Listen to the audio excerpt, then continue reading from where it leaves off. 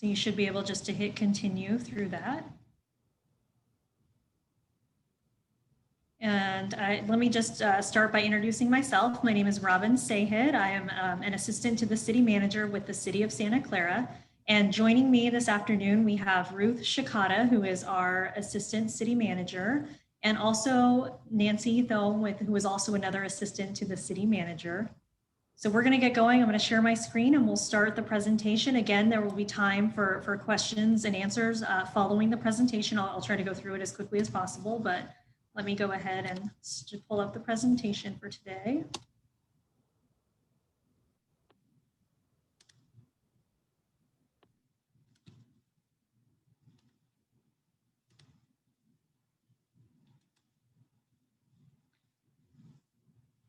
Okay, here we go.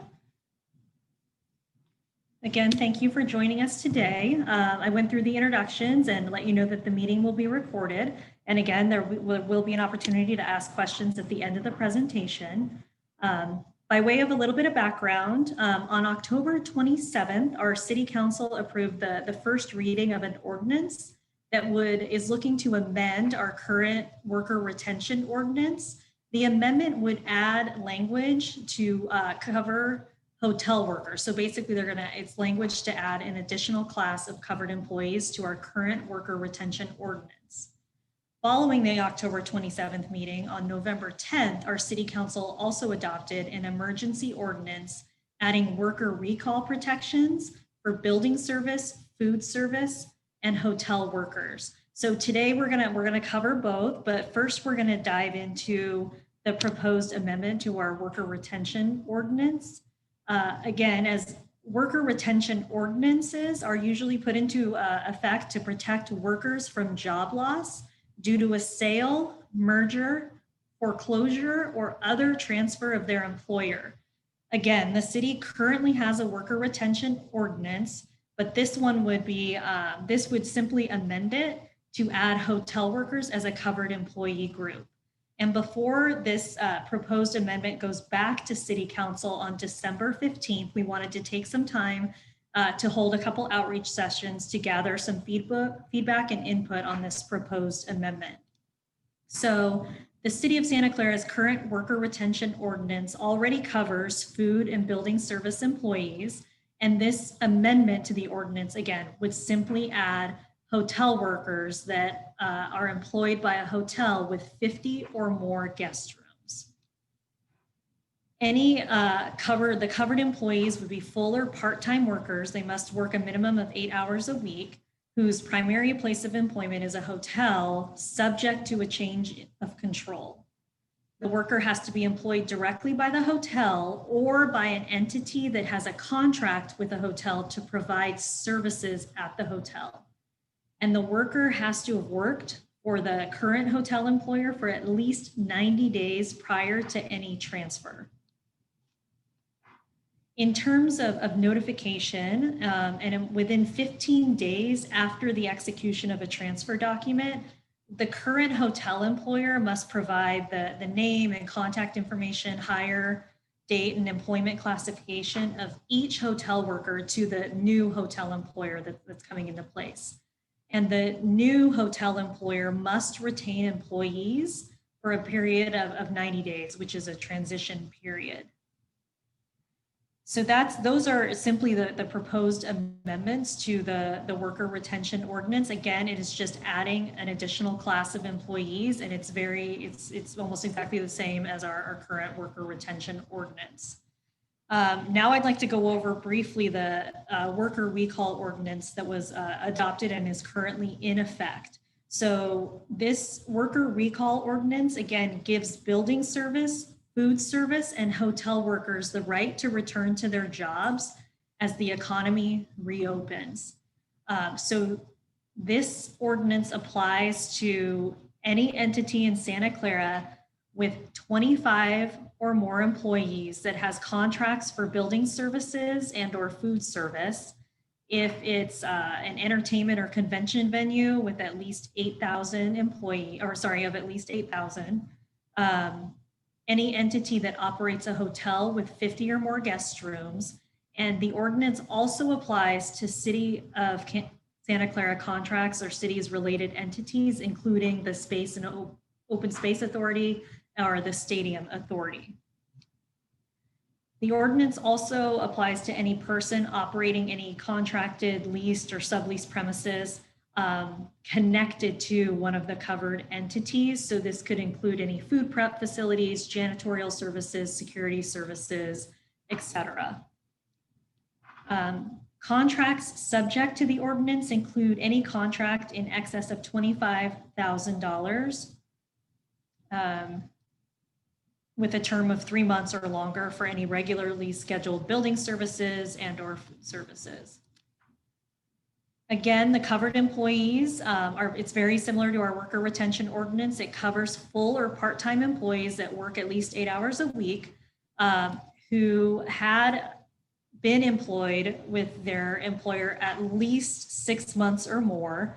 The separation from employment must have occurred on or after March 17th, 2020, and was a result of a lack of business or a reduction in workforce or other economic or essentially a non-disciplinary reason. And then it's important to note that managerial, supervisory, or confidential employees are not covered by this ordinance. And how the recall works is if a position becomes available for which the employee is qualified, employers are required to make an offer to a laid off worker in writing to their last known address and contact information on file. And laid off workers must be offered a position in the order of priority. So basically, if they've held the same or a similar position at the same site of employment at the time of separation, or they can't be qualified for the position with the same training that would be provided to any new worker that would be hired into that position. And then the ordinance also goes into how employers would call back workers if more than one laid off worker is entitled to preference. Basically, they would look at who has the greatest length of service in the position and also with the employer at the employment site.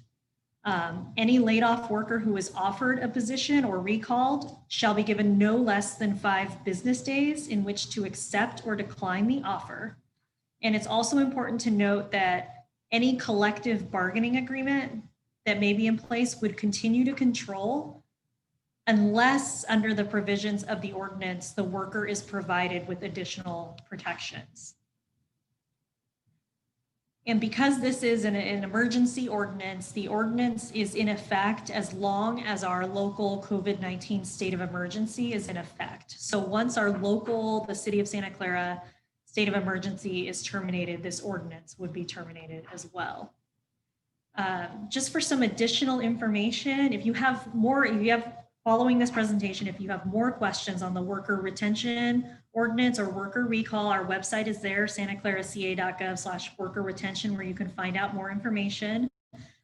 This is our final outreach session today, but the proposed amendments to the worker retention ordinance will be heard at the December 16th City Council meeting. And following this meeting, if you feel like you have another question or wanted to make a comment, you can email the city manager's office at manager@santaclaraca.gov. Again, that's manager@santaclaraca.gov. We'll move into the Q&A portion of this. So again, if you have any questions or comments or want to provide input, please raise your hand on the Zoom application. And again, if you're on the phone, please press *9 to raise your hand. If you're on the phone, I'll call out the last 4 numbers and then you'll be able to speak. And again, you'll press *6 to unmute yourself. So right now I'm going to stop sharing our screen and then go ahead to see if anyone has any questions. I don't currently see any hands raised, but again, if you have any questions or have any input, please let us know.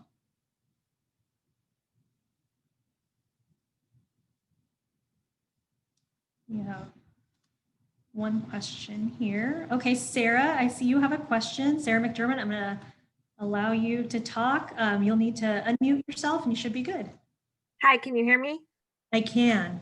Okay, great. Thank you so much to the staff for all your work on this. I'm Sarah McDermott. I'm with Unite Here Local 19. I just wanted to ask about what, if any, public outreach there will be to inform about this once it's in place. I know the city has a robust website that has information on it, but is there any other public posting? So you're talking about the proposed amendment to the worker retention ordinance, just to be sure? Yeah. Once it's passed, we'll likely do, much like we did for the worker recall ordinance, some kind of press release informing the public that it's been amended. We'll add information to our website, and we can work internally to find out, what else we can do, what makes sense, because usually we can do, along with the press release or social media reports. And we've also worked through our tourism improvement district, which covers a lot of the hotels. And we've been letting them know this is going on, so we can continue the work with them to let them know if this is passed on the 15th, that this is in place. Great, thank you. Thank you. Thanks so much for your question. Don't see any other questions just yet, but we'll pause and give it a moment. Oh, it looks like we might have one in the chat. So this is a question from Jason Spinoza. Does this ordinance pertain to seasonal workers? So based on our definitions, Ruth, I don't know if you want to take this one, but I'm looking at, as long as an employee, it's a full or part-time, as long as you work 8 hours or more with a covered entity. That would be the trigger. That's right. I think that a little bit of a challenge with the seasonal worker is the duration of the work in that 6-month period prior to the layoff. And so if there's a particular circumstance that we should be looking at, because again, this is on an emergency basis. Are we talking about the recall? Or are we talking about, I'm sorry, now I'm getting lost, the recall or on the retention? Because on the worker retention, it is not really focused on the seasonal worker. It is focused on kind of the worker that is on a more or less a year-round basis. So you need to qualify based on the amount of work that you do, 8 hours a week during the immediate period before there was a transfer. So you'd be assured, in a worker retention, you'd be assured to maintain your job. Thank you, Ruth. And Jason, if you have any more questions following that, just please type them into the Q&A. And we are taking notes on the questions that are asked here today. So there is a frequently asked questions document on our website. It's at santaclaraca.gov/worker retention. We'll update that FAQ with the questions we have here today, as well as the answers.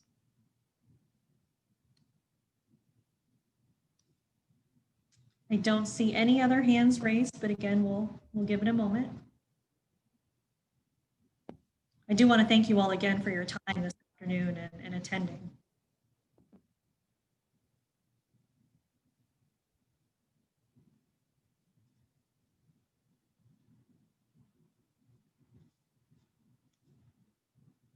I'm not seeing any other hands raised. So if there are no other questions, that's all we have for today. Again, if you think of something following this session, please don't hesitate to reach out. The email address is manager@santaclaraca.gov. So again, if you have any questions or comments or input, please feel free to reach out to us there. And again, the proposed amendment to the worker retention ordinance will be held on December 15th. And with that, I'll go ahead and end the meeting. Anyone else? Thank you very much. Or Nancy, have anything else? No, I just want to thank everyone for participating as well. Yep, I'm good. Thank you. Great. Thanks so much, everyone. Have a good rest of the afternoon.